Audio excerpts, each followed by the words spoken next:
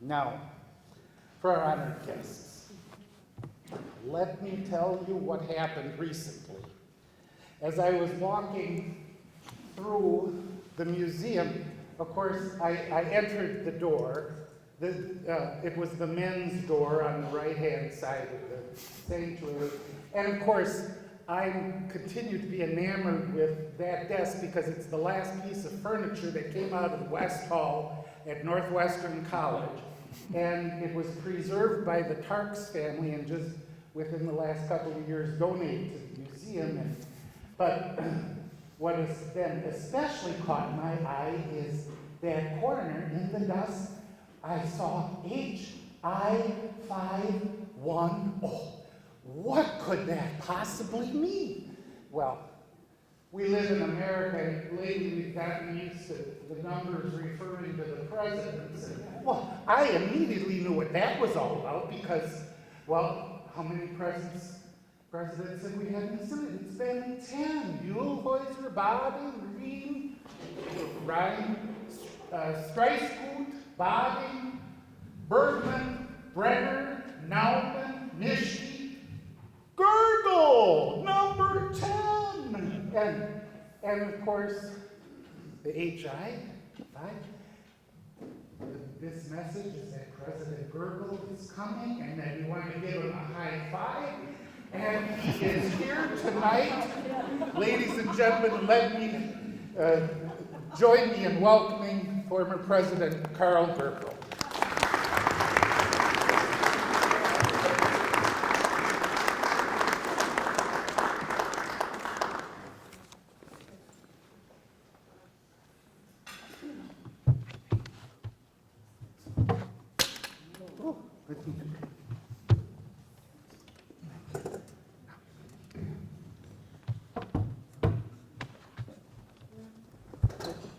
Good evening, everyone. Good evening. Greetings to the called workers that are here, with which I'm associated as a retired called worker, and the guests and visitors who may be here as well, as we observe the 175th anniversary of our synod, the Wisconsin Synod. But I'm not going to deal with that because others are going to say more about that. Joel especially, I don't want to take what you're going to say. I want to go back with you for a moment, and this will be brief, to 1964, when I was a junior, we called a freshman at Wisconsin Lutheran Seminary.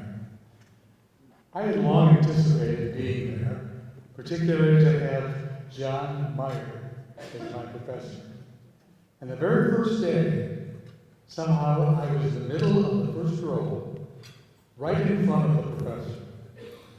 A rather uncomfortable place to be, with his penetrating, piercing eyes. As my class was introduced to Professor Meyer, each of us said who we were. And of course I said, I'm Karl Gergel. And the professor stared at me intently with his discerning eyes and said, how old you make me feel. He had taught my grandfather at DMLC. He had been privileged to teach my father at Wisconsin Lutheran Seminary. And here I was, the third generation of family taught by Professor Meyer.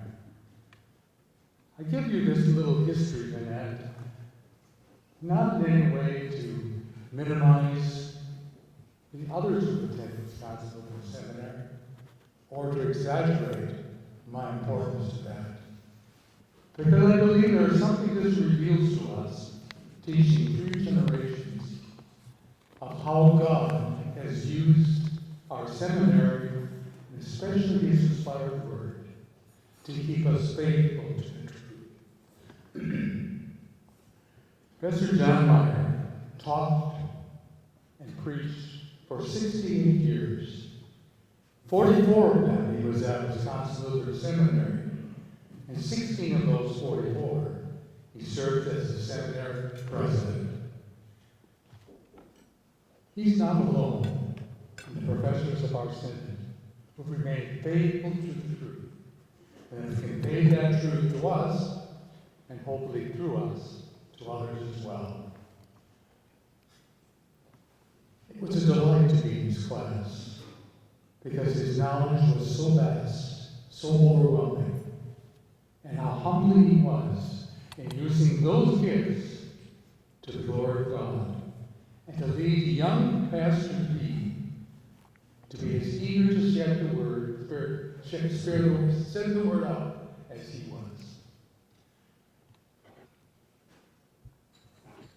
Near the end of his tenure in the seminary, in a faculty meeting, the professors were talking about the fear they had for the future. Because while Professor Meyer and others were here, there was hardly a dispute in the wide religious world that did not somehow come to rest here in the defense of the truth. And these professors wondered what would happen in the future. And this is what Professor Meyer said: "Don't worry about it. My boys will take care of it." That's how he felt about all of his students. And this was not a proud statement. He was not saying we have it within ourselves to stand up and spread the truth.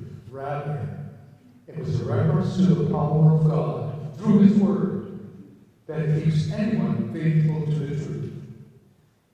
And the professors we had taught us the truth, the whole truth, and nothing but the truth. And we are today the recipients of that grace of God in their faithfulness to the world. There were many other professors I could have named who also were faithful to the truth of God, who passed that along to their students, and the students to those who are sitting before me here tonight.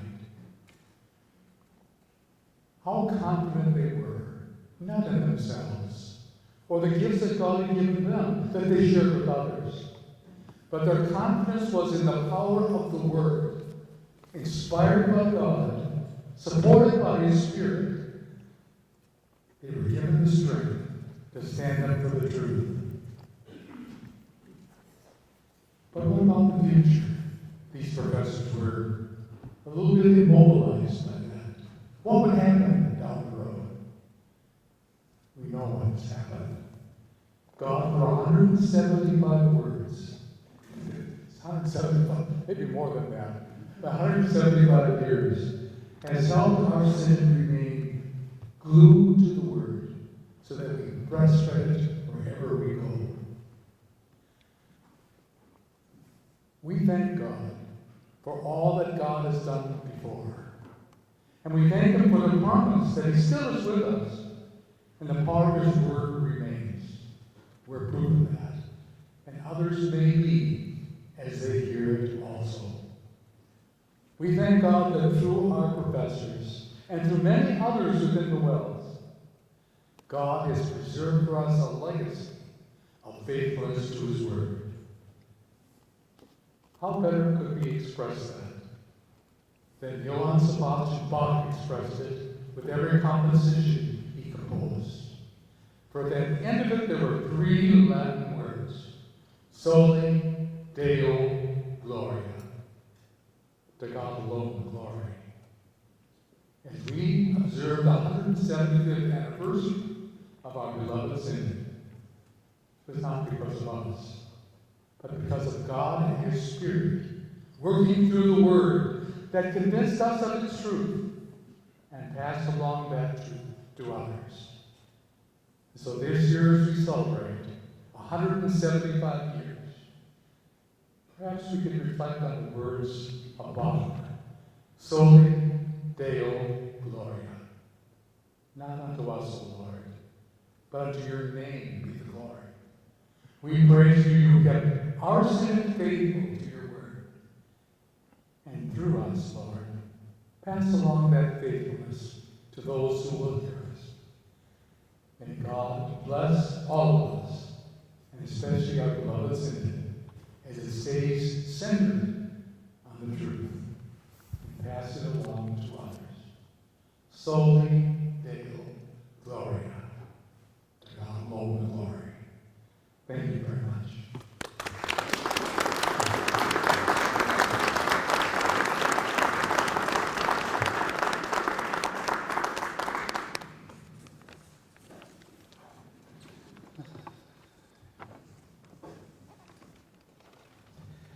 things have certainly changed in 175 years of the history of our synod. Now leaders can communicate with FaceTime conversations and emails are sent at lightning speed. This last Sunday, I had the privilege of hearing a missionary from Africa preach at our home church and talk about the TEL program in Africa, about think, evaluate, learn, and lead, and what's happening there. And can you imagine what Muehlhäuser and Baden would have done with something like this, where you have it all at your fingertips? Well, I have to confess that in preparation for introducing my classmate, that's one of my claim to fame. I brag about it a little bit. But I did consult AI. That means artificial intelligence. You might have heard of it. And I asked it to help me write a meaningful introduction for our next greeting. And you know what I got? 5 minutes on the Green Bay Packers. Then directions to the CMM building, that's the Center for Mission and Ministry. For those. I got 3 prayers and a casserole recipe. And that just goes to show you that AI is really Lutheran. But not much help. But still working the bugs out on that part of it, but fresh from the latest WELS connection, join me in welcoming up to the podium our president, Mark Schroeder.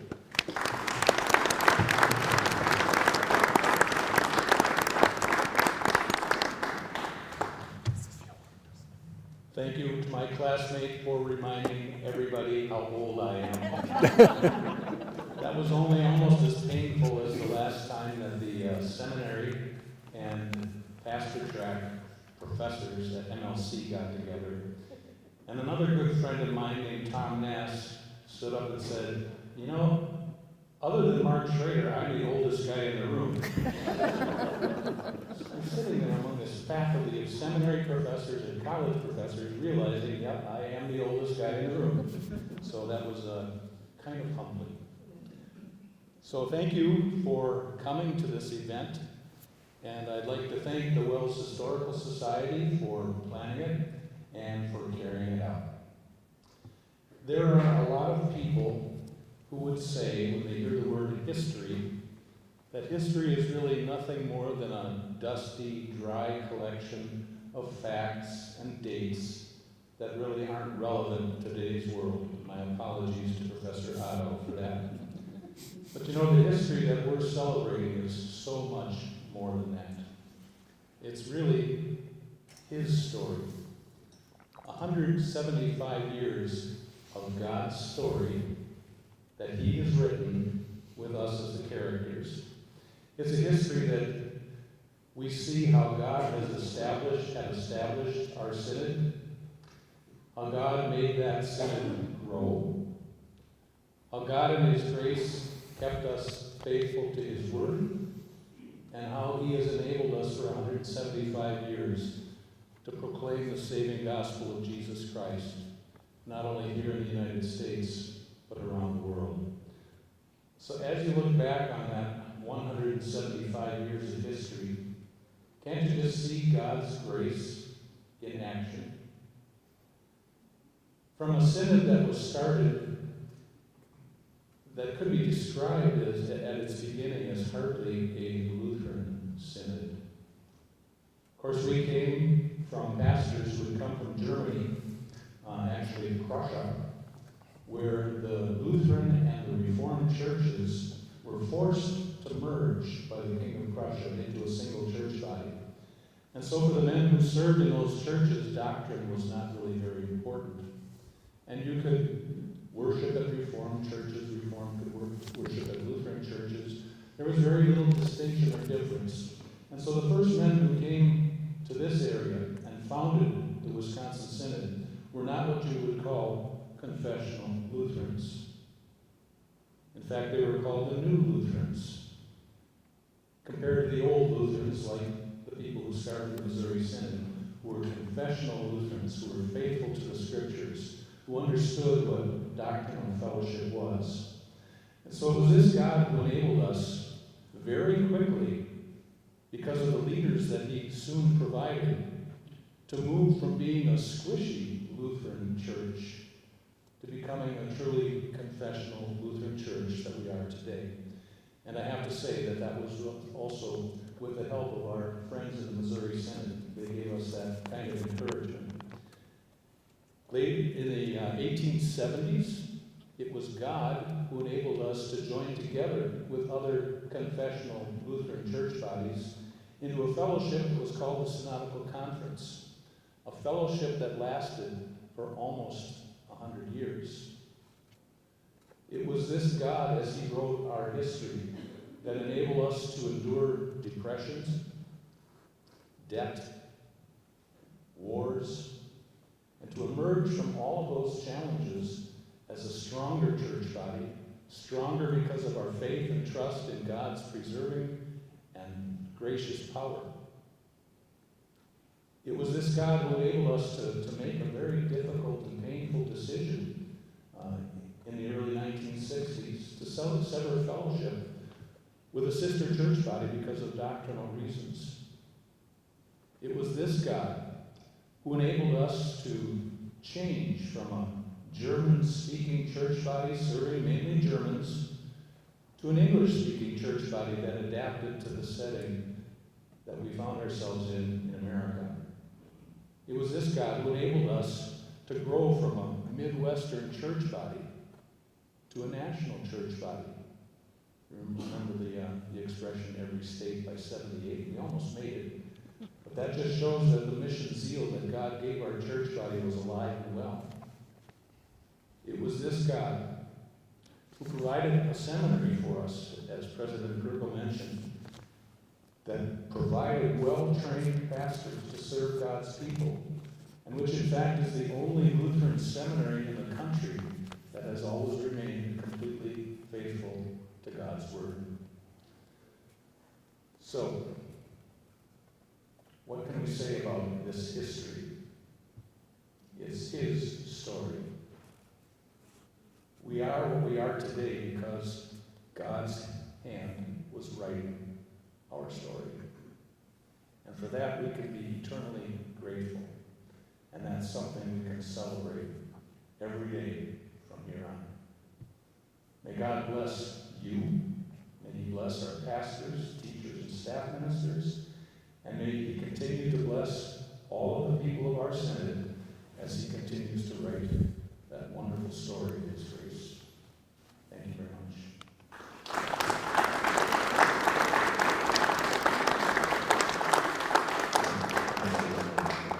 So sometimes we get tours of grade school and high school students through the Center for Mission and Ministry, and they always stop by my office. And more than once, this group of kids says to me, hey, do that thing you do on the WELS Connection. I say, what thing I do on the WELS Connection? You know, that thing you do. So I stand and say, hi, I'm WELS President Mark Schrader. They rock.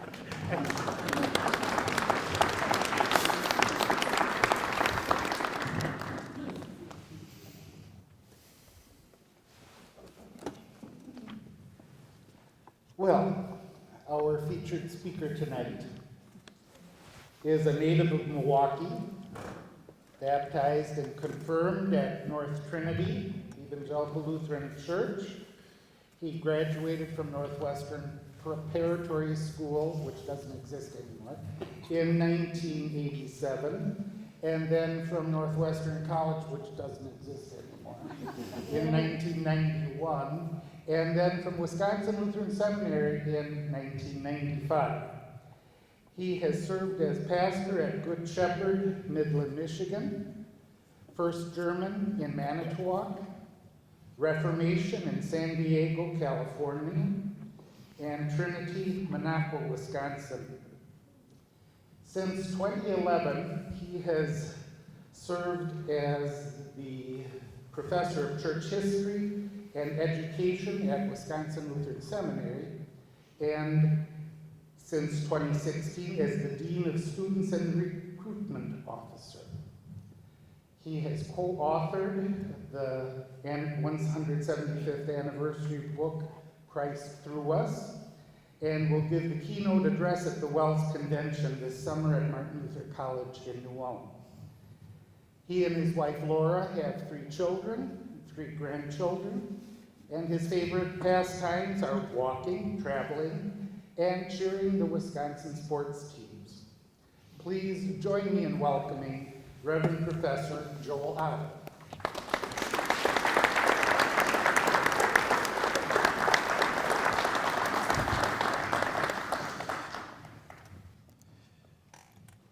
There we go. Am I on? Yes. Thank you, Pastor Schaefer. And this is a little intimidating coming after two synod presidents. But it's a privilege to be here, and thank you for all of you for being here this evening. Happy birthday, WELS. At the birthplace, or are we? There's been debate. We don't have Pastor Jim Huebner here tonight, because otherwise he would make the case for Grace being the birthplace and December 8th, 1849 being the birth date. And there was a meeting that day. There was a group of 4 pastors who were there. They decided, let's start this Wisconsin Synod thing. We don't like those old Lutherans, like President Schrader said. We don't want to be with them. We want to start our own thing. They actually elected John Muehlhäuser, the pastor at Grace, to be the first president, and said, write us a constitution. But it wasn't started yet. And they said, we'll meet again at Salem on Trinity Sunday, so May 1850. So Pastor Huebner, fortunately, is not here, but I can tell you it's not 1849. We've always celebrated it as though it's 1850. There's also been a little bit of inconsistency, whether it's May 27th or May 26th. Some of our early histories had May 27th. Our more recent histories, I'd say for the last 75 years, have had May 26th. So that was Trinity Sunday in 1850. You can look it up if you do a little Google search. You can find out that was a Sunday. They did meet then. The minutes said that was the beginning of the meeting, and the Constitution was adopted on that day. So it's May 26th, 1850. Happy birthday, Wisconsin Synod. Now, I say that, I kind of make a point about that for 2 reasons. One is very personal. My birthday is May 26th. I don't know what that means. Was I born to be a WELS historian? I don't know. The other was a confluence of events that somebody already mentioned tonight. I think you might have mentioned it.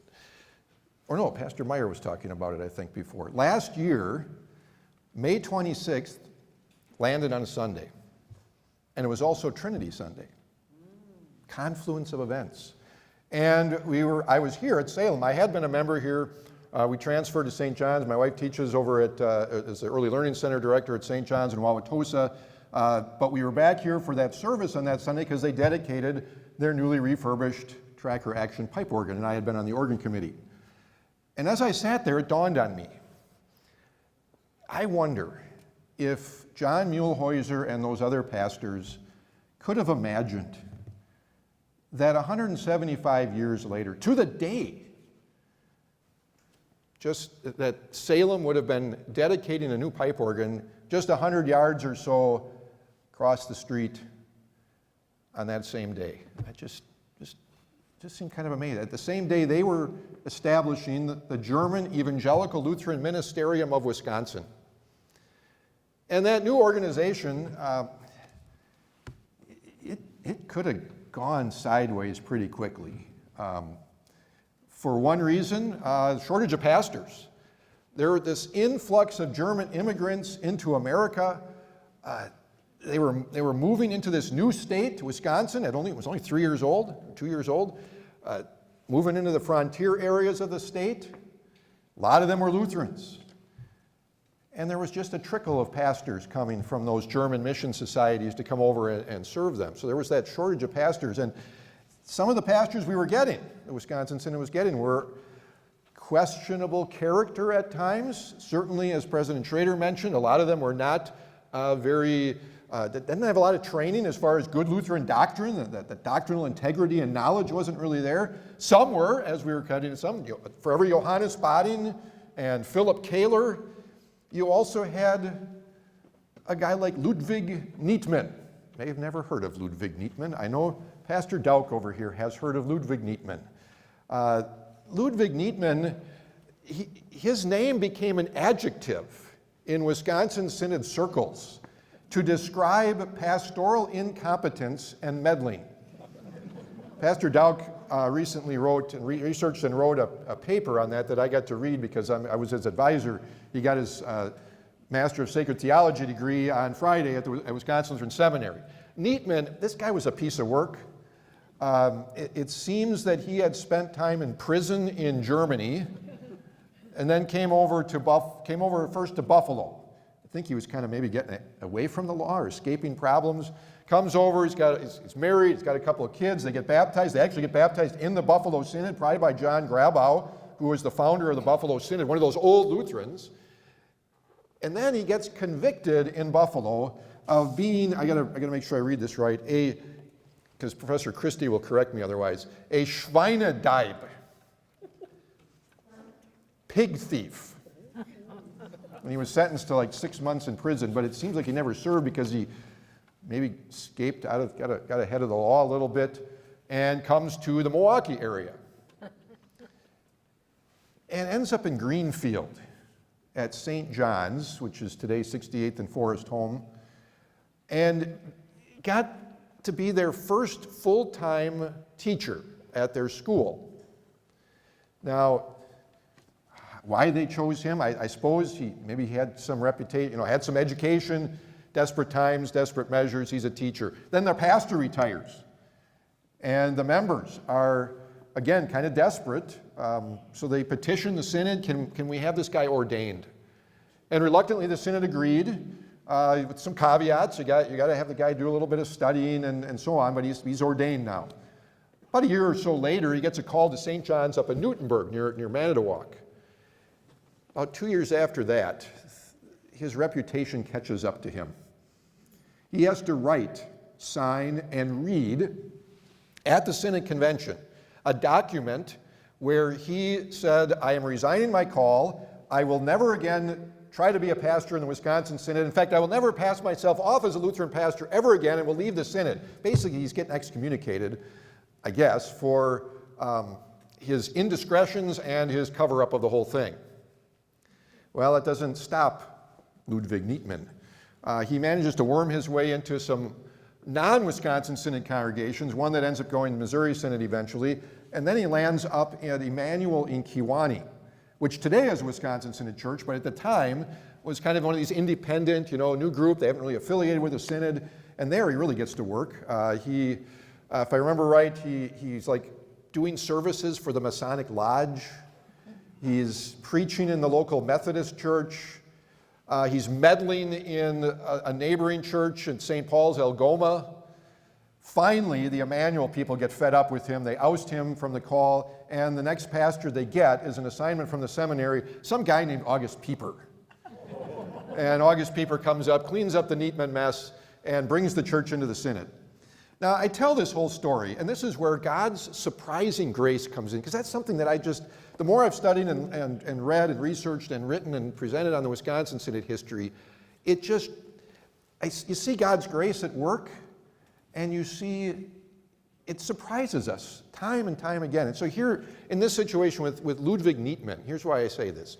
So one of his daughters, her family, they settled in the Kewanee area. And they have some children, and one of her daughters, a young woman named Lydia, marries a local farmer named Otto Stibbs, or Steebs, as it might be pronounced. They have 13 children. One of those daughters, one of the older daughters, named Edna, she decides that she wants to help people of color. She wants to help Native Americans, as it turns out. She gets some training, goes down to the Apache reservation. And while she's down there, she gets picked up, either, I don't know if it was a train station or the stagecoach or whatever it was. She gets picked up by a young missionary who had gotten sent down there in 1934 out of the seminary by the name of Rudolf Otto. And they get married. Those are my grandparents. Another one of Lydia and Otto Stibbs' sons, Arden, goes to Northwestern, goes to the seminary, is a pastor for 40 plus years in the Wisconsin Synod. There are a lot of Stibbses and Ottos, and in fact, another branch of the family, Justin Dauk, comes from that. So here was a guy who was not exactly a paragon of pastoral virtue, but think of dozens of WELS pastors and teachers have come from that family tree, and they're still coming. There's still some in the pipeline. My son, in fact, a graduate just on Friday, Jacob Kieselhorst, also traces back to that family. Just God's surprising grace. Now, I think it was things like the Neatman saga and the shortage of pastors that led Johannes Badin, when he gets elected Synod President in 1860, to really put to the top of the synodical agenda the start of a seminary. As he put it, we must dig a well in our country, in our synod, that will supply the workers. And so his persistence, determination, he convinces the synod, in the middle of the Civil War, mind you, to start a seminary in Watertown. Started small, rented house, one professor, one student. The first student dropped out, and they had to get another one. They quickly recognized we need a feeder school. So prep school, college, Northwestern gets started in 1865. Badin goes off to Germany to raise funds for the whole thing. And this enterprise, it could have flopped pretty quickly too, for a variety of reasons. There were lack of students initially. Thankfully, the Missouri Synod kids started coming in the early 1870s for a while, supplemented the student body. Lack of funds, often because of some rather unwise financial decisions on the part of some of the leadership. They had some kind of strange schemes that didn't pan out very well. But a lot of the local farmers around Watertown provided food for the students and faculty. There was an identity crisis with the first president. The first president of Northwestern thought that Northwestern should be the Harvard of the West. That isn't what the Wisconsin Synod needed. But again, God's grace, surprising grace, raises up 3 successive presidents at Northwestern that served from 1870 to 1987. Quick math, 117 years, 3 guys, August Ernst, E.E. Kowalski, Carlton Toppy. They provide the Synod with, the college, Northwestern, with an identity. We're the school of the prophets. We're there to train and prepare especially young men for pastoral ministry. Some of them were theologians in their own rights. Ernst provided leadership when the first building, the Kaffeemühle, burned down in 1894. People thought this could be the end of the college. This could be the end of the Synod even. There were fears. And the people, God's people of the Synod, raised the funds, and the new building was built within a year. All this was the beginning of this ministerial education system that we have that our presidents were talking about before. A true gift of God's grace. Again, God's surprising grace. So many other systems like that and other church bodies have kind of disintegrated, fallen apart. The Lord has preserved ours through many changes, obviously, through many challenges. But in His grace to us, we have had a consistent supply of consistently trained ministers of the gospel for all these years. One of the other challenges our synod had in its early years that could have, again, caused things to get derailed was financial challenges, financial troubles. People who came over, those immigrants, they weren't used to having to support their own pastor. That was something you did with your tax money back in Germany. Now you actually have to give free will offerings. What's that? Thankfully, some of the German mission societies provided help. The Pennsylvania Synod did. Professor Tim Grunmeyer from MLC recently researched and wrote an excellent article that's in the recent Wisconsin Lutheran Quarterly on how the Pennsylvania Synod was almost kind of our mother. We were in many ways, that they regarded us as their daughter, provided rather extensive financial assistance. And so God in His grace provided us with these benefactors. But with that financial assistance also came some doctrinal issues. As President Schrader mentioned before, the German societies, they wanted the Wisconsin Synod to be willing to serve both Lutheran and Reformed. But our synod had changed by the early 1860s, thanks to men like Johannes Bading and Philip Kahler and Gottlieb Reim and others, becoming more confessional. And often it was the barking of the Missouri Synod, chirping in some of their periodicals that we weren't being very doctrinally ect, that also kind of started the conscience going and everything. And then it all kind of changed in 1868. We decided to break with the mission societies and then also break with the Eastern Synods, because the Eastern Synods were not giving solid answers on key doctrinal questions. And so 1868 decided to make that break. And instead of looking east, we turned our gaze to the west, to the Missouri Synod. And thus began a fellowship with the Missouri Synod that lasted, as President Schrader said, lasted almost 100 years. And we were blessed by that. And that allowed us to be part of that synodical conference that he mentioned, 1872. That was the largest Lutheran grouping at that time, and the most confessional. When in July 10th, 1872, at St. John's in downtown Milwaukee, C.F.W. Walther in the sermon called this a blessed day when that synodical conference was founded. But pretty soon, doctrinal challenges came up again. Late 1870s, early 1880s, the election controversy, the controversy over the doctrine of election. The Ohio Synod and the Norwegian Synod both were standing apart from Scripture, but God, in His surprising grace, gave us the courage, and especially a man like Adolf Heinecke, who stood with Walther and stood on the truths of Scripture. What's interesting about all this is that eventually, all those Eastern Synods, Ohio Synod, Norwegian Synod, most of the congregations in there, with the exception of our ELS brothers and sisters, all of those are now part of the doctrinal mush that is the ELCA. That's why I would argue that we are the second oldest Lutheran church body in America that can still trace its history and its identity. Only the Missouri Synod would be a few years older than we are. Again, surprising grace. Those early pastors of our synod also had a great mission zeal. Well, again, both of our presidents were talking about that too. That's what brought a lot of them over here. They wanted to serve these scattered German immigrants who were truly sheep without a shepherd, and gather them into congregations to serve them with the means of grace. And a lot of these pastors had gone to the German mission societies and mission houses because they wanted they had dreams of going to places like Africa and India. They wanted to take the gospel of Jesus to places that people who had never heard it before, that people weren't like them.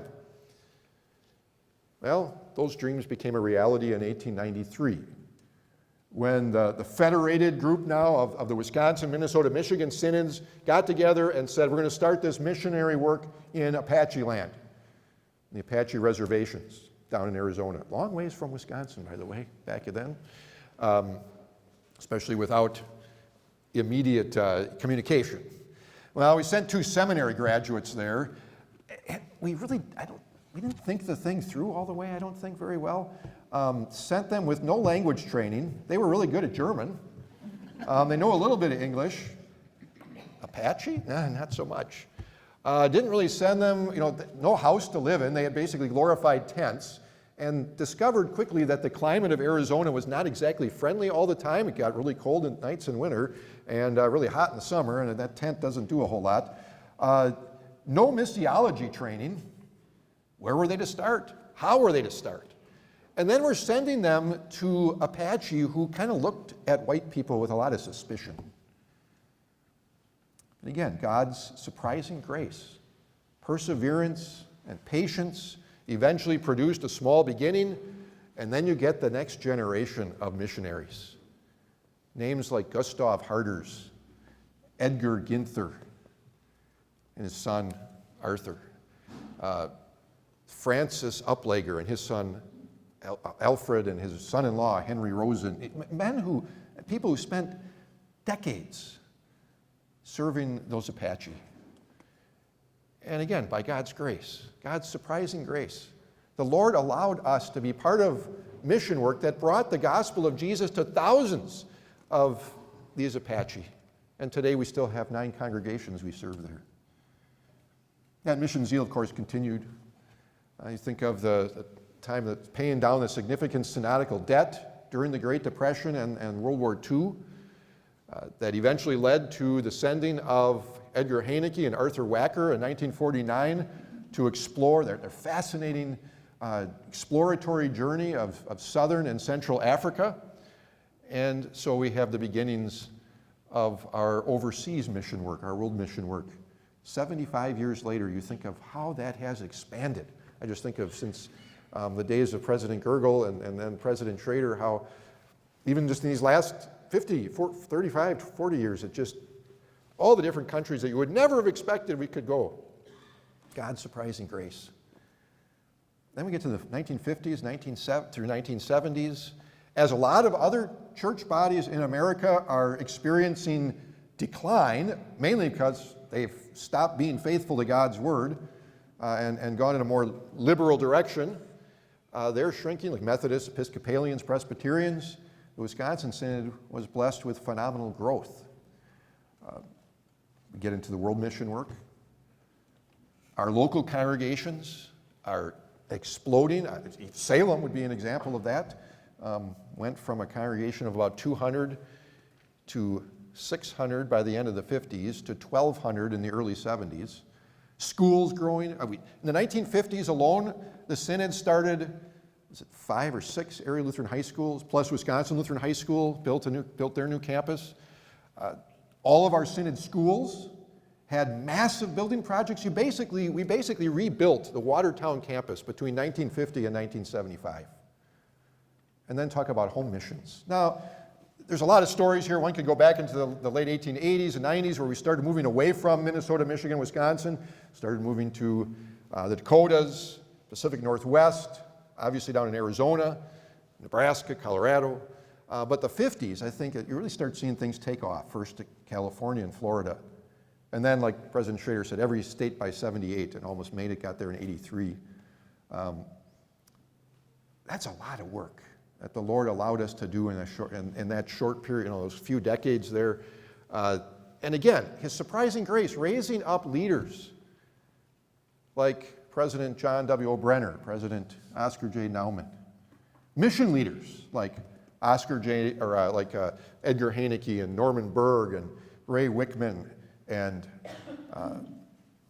missionaries like Ernst Wentland and William Schweppe, and I could go on and on with lists of names. Theologians to lead us, to mention J.P. Meyer, Karl Lavrens, whose daughter is here today, Mary. My grandfather, Armin Schütze, men who taught our pastors and teachers and taught our members through numerous forwarding Northwestern Lutheran articles over the years. And then there were all those graduates from the seminary and from DMLC, willing to go wherever the Lord sent them, often in places outside of the Midwest, right, President Gergel? Your first call was out east? Yes. You just think of that, willing to do that. And we have, those graduates are still willing to do that today. And then the thousands and thousands of lay people who gave of their time, their abilities, their prayers, their finances to support this ministry that was going on at the local congregation, local levels, and throughout the Synod. Just God's surprising grace. And so much of that took place when the tensions between the Missouri Synod and the Wisconsin Synod were starting to increase. I don't think we always realize how that was a difficult time. We had enjoyed this wonderful fellowship with the Missouri Synod for all those years, and now things are starting to splinter. And it was splintering within our Synod because we kept delaying the decision. I would say, and I don't know if Mark Brown maybe agree with me too, I think the timing of the decision, when we finally made the decision to break, was also evidence of God's surprising grace. I think if we break sooner than 1961, our synod probably splits, and maybe some more go to Missouri Synod, because not everybody was ready to make that decision yet. If we wait any longer after 1961, I think we run the risk of maybe just not making a decision at all and going maybe the route that the Missouri Synod and the struggles they had in the 70s. And I think for sure we lose more congregations and pastors, and you have more congregations splintering and going to the Church of the Lutheran Confession. So even the timing, God's surprising grace. And there were those who were afraid, fearful. Would our synod fall apart? Would we just kind of shrink off, go into our corner, and disappear into the midst of history? But he preserved us. He worked in and through us. Missions exploded. Congregations grew. The Lord worked through the ministry labors of those men and women during those years. I could go on with more stories, and I won't, because I know that Bill is here probably looking at the clock.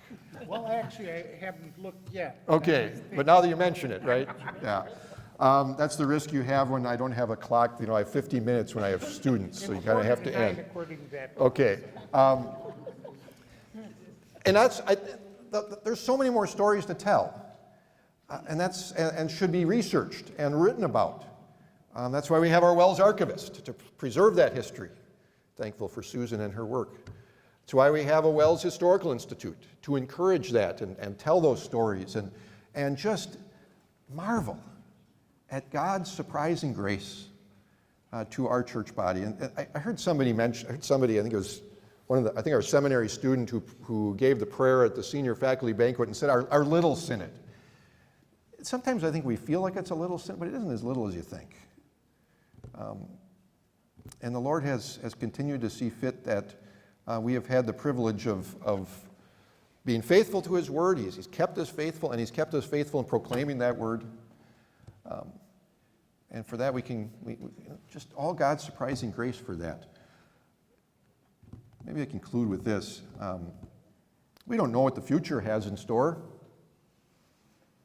but we do know this: God's surprising grace will take care of it. There's always new opportunities, new doors that He opens for us, new challenges.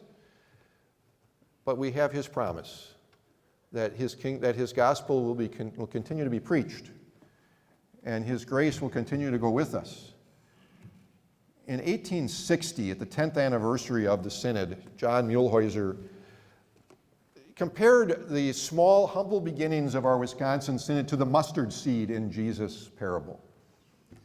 Well, for 175 years later, we have the privilege and the grace from God to see the tree and be part of that tree that has grown, that is known as the Wisconsin Evangelical Lutheran Synod. Let us never stop giving thanks for God's surprising grace to us and to our church body. Thank you.